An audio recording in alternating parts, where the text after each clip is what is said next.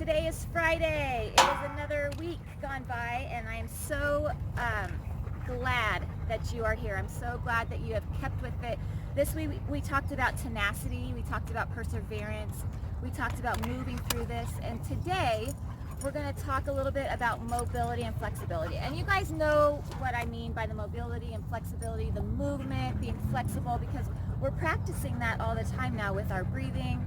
And we've been doing a little bit of movement, and maybe you've been taking the yoga classes, or maybe you've been doing a little bit of the aerobics for chronic fatigue, that sort of thing, or even the fun aerobics on there. So whatever you have been doing, we're going to talk about the mobility and flexibility and the importance of it. So physically being flexible, it means like flexibility is a one joint, having joint mobility. So say I'm being flexible right here in my quadricep or in my hamstring.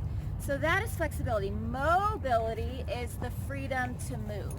So super important, and you guys know the mobility and the flexibility, we do a lot of that in the yoga. So when we do our cat and cow, we've got our football stance that we've done. When we do our cat and cow, we drop our belly and then we round our spine. So there's our mobility and flexibility for the spine.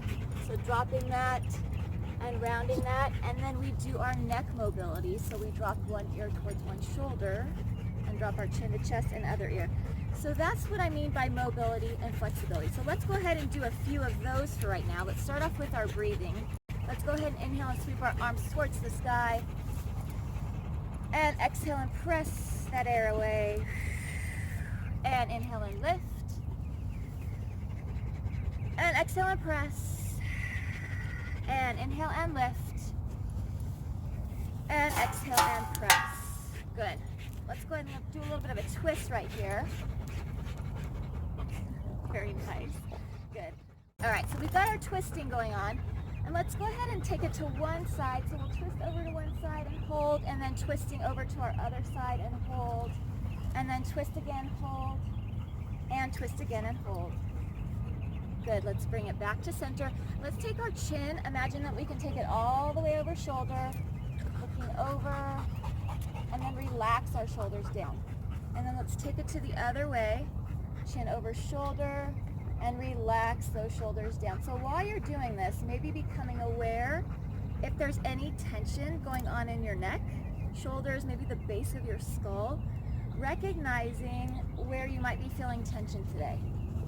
And then let's go and drop our chin to chest. And again, take those shoulders away.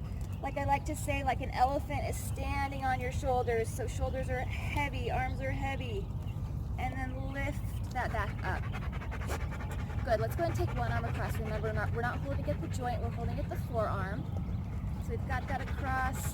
So this is our flexibility, guys. So we're taking flexible.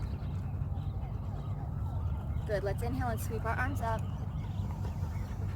And exhale and press. And inhale and sweep. And exhale and press. Good. Now we've been working on our balance too. So here's a little bit of balance. It's a hip opener. So this is more of a mobility now. So we've been working on our tree. We did our tree a little bit. Now, if you can, if it's available to you, maybe lifting up your leg and then opening that. So there is your hip mobility. And we'll take it to the other side. So maybe lifting up with that and then opening that. And then lifting and opening. And remember, feel free to always, if you need to use a bench, if you need to use your wall, feel free to do that, to use whatever you need to use to help with that. So again, let's try that. If you can balance it, maybe do a little bit of mobility there and lifting that up there. And you can recognize maybe there's some tension going on in your hips, maybe in your hip flexors, maybe movement around there. We've got our physical flexibility and mobility going on. And remember, our flexibility is that single joint.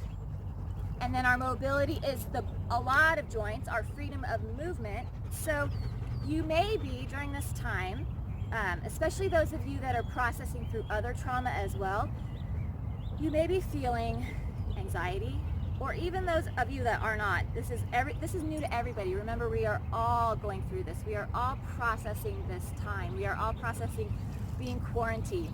This is for everyone. So you may be feeling anxious. You may be feeling fear and worry about your health or about the health of others. You may have difficulty sleeping or eating. Your trauma, if you have previous trauma, it may be triggered even bigger. These are the things to look out for. If this is how you're feeling, then this is very normal. This is what is happening. This is what's going on around us.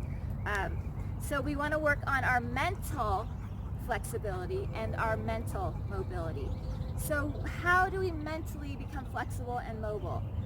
By self-care. And you guys have been doing this already. You guys have been using your breathing. You guys have been doing the yoga. You guys have been taking time for self-care, to center, to bring yourself back to the present. And then remembering to do one thing a day that was your pre-COVID life. So pre-COVID for me, of course, was running. So I'm remembering to do something that anchors me back to my pre-COVID. Something healthy, not healthy, but something healthy, something that you are proud of, something that helped you center before the COVID. So anchoring yourself. And then identifying the areas that you might not be flexible in. So maybe you're not flexible in some areas, identifying those and being okay with that, and either accepting them or being willing to change them. And then another way to practice that mobility and flexibility is to laugh. Maybe find a comedy on TV, maybe laugh at some jokes, maybe laugh, find something funny, maybe get on TikTok and find some funny little videos on there. And find your hobby. Maybe you put a hobby aside for a while, so finding a hobby. And then practice gratitude. So practicing being grateful. And we talked about this a couple weeks ago, practicing gratitude, one thing a day to be grateful for.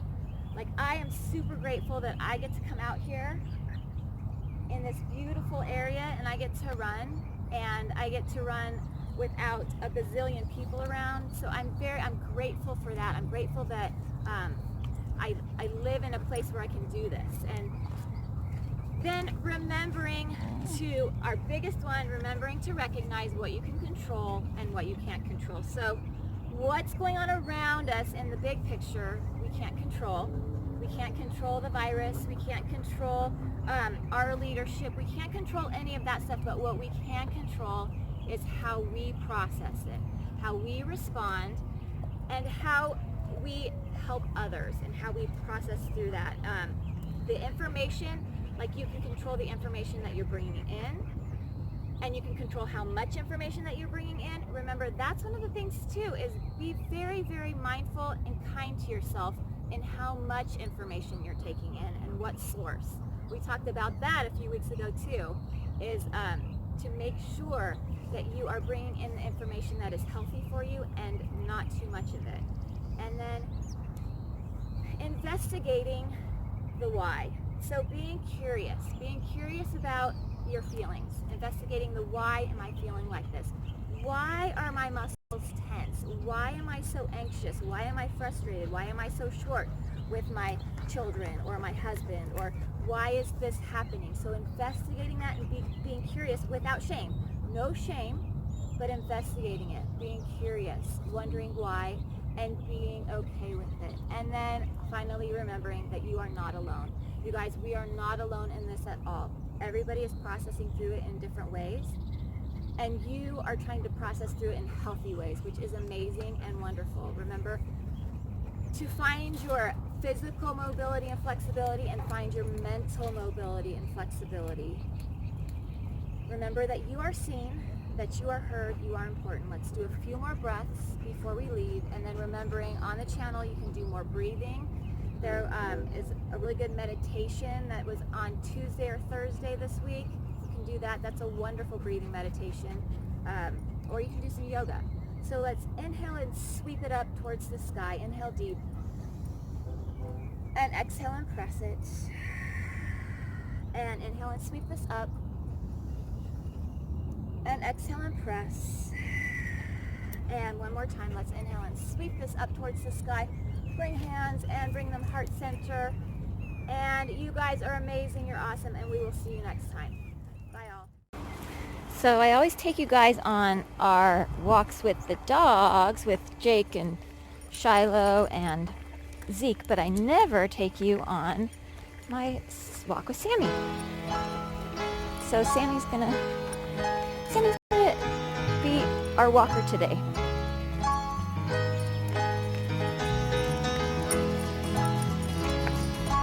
Huh, aren't you, bud? A good boy. A good boy. There's a road I'd like to tell you about. Lives in my hometown. Lakeshore Drive, the road is called, and it'll take you up or down. From rats on up to riches, 15 minutes you can fly. Pretty blue lights along the way, help you right on by. And the blue lights shining with a heavenly grace, help you right on by. Good boy. Okay. Here you go, pup. Sit. And there ain't no road just like it anywhere I found.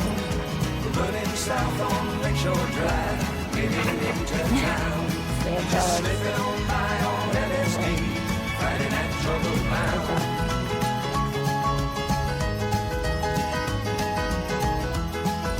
Good boy. Good puppy. And it starts up north from Hollywood, water on the driving side. Concrete mountains rearing up, throwing shadows just about 5. Sometimes you can smell the green if your mind is feeling fine. There ain't no finer place to be than running Lakeshore Drive. Say goodbye.